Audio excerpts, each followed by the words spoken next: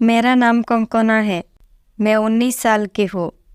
अपने माता पिता की इकलौती बेटी होने की वजह से मुझे हर सुख सुविधा मिल रहा था।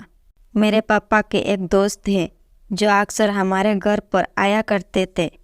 उनका एक राशन का दुकान था, तो वो जब भी हमारे घर पर आते थे तो चॉकलेट या फिर मिठाई ज़रूर लेकर आते थे।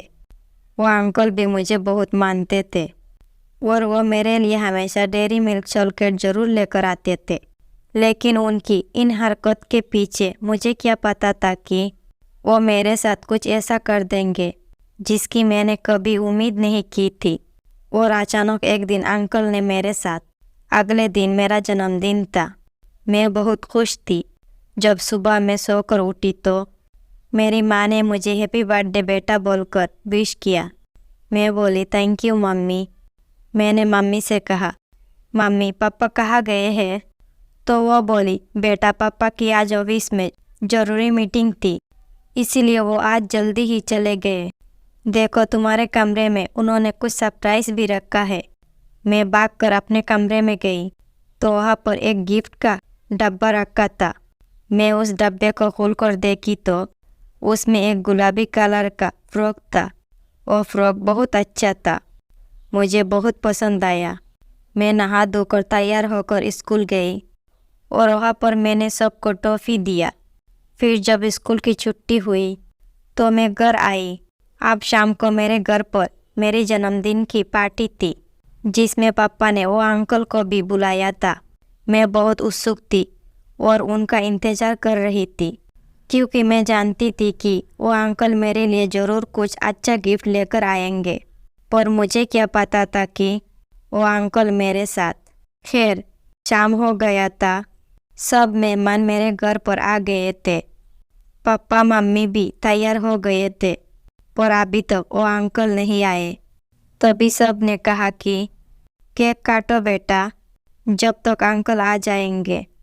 फिर मैं जैसे ही केक काटने जा रही थी तभी अंकल ने कहा, हैप्पी बर्थडे कंकना। मैं बोली, आप इतना लेट क्यों आए? वो बोले, ओ मैं तुम्हारे लिए गिफ्ट ढूंढ रहा था। आप इतनी सुंदर लड़की के लिए सुंदर गिफ्ट ढूंढने में तो टाइम तो लगता है ना। मैं हंसने लगी। फिर मैं केक को काटी और सबको केक खिलाई। अंकल ने मुझे गिफ्ट दिया और मेरे पापा मम्मी ने मुझे गिफ्ट में एक सोने का चेन दिया जिसे मैं उसी टाइम पहन ली। अंकल मुझे घूरे जा रहे थे। जब मैंने उनसे पूछा, क्या हुआ अंकल? तो वो बोले कि नहीं कुछ नहीं, वो तुम इस गुलाबी फ्रॉक में बहुत खूबसूरत लग रही हो। मैंने कहा थैंक यू अंकल। फिर वो बोले, तुम्हारे लिए एक और सरप्राइज़ है। मैंने पूछा क्या? तो वो बोले, वो तो मैं रात को ही दूंगा, तुम बस अपनी मम्मी पापा के सोने के बाद घर से बाहर आ जाना।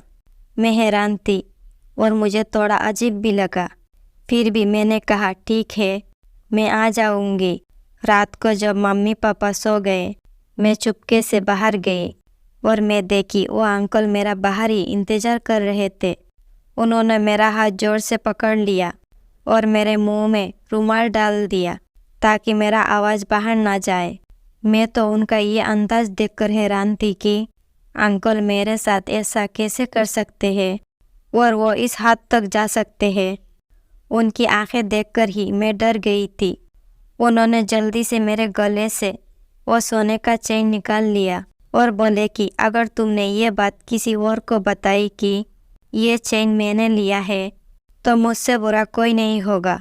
मैं उनकी इस धमकी से डर गई थी, इसीलिए मैंने ये बात किसी से नहीं बताई और मैं अपने रूम में जाकर चुपचाप उदास होकर सो गई।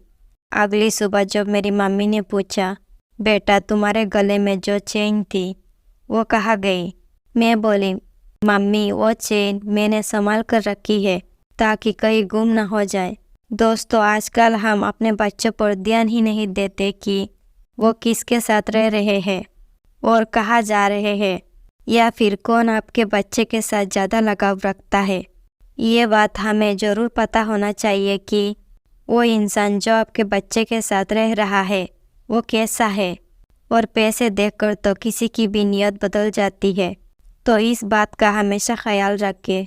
उम्मीद करती हूँ आपको ये कहानी ज़रूर पसंद आई होगी। कहानी पसंद आई हो तो वीडियो को लाइक, शेयर और सब्सक्राइब ज़रूर करें।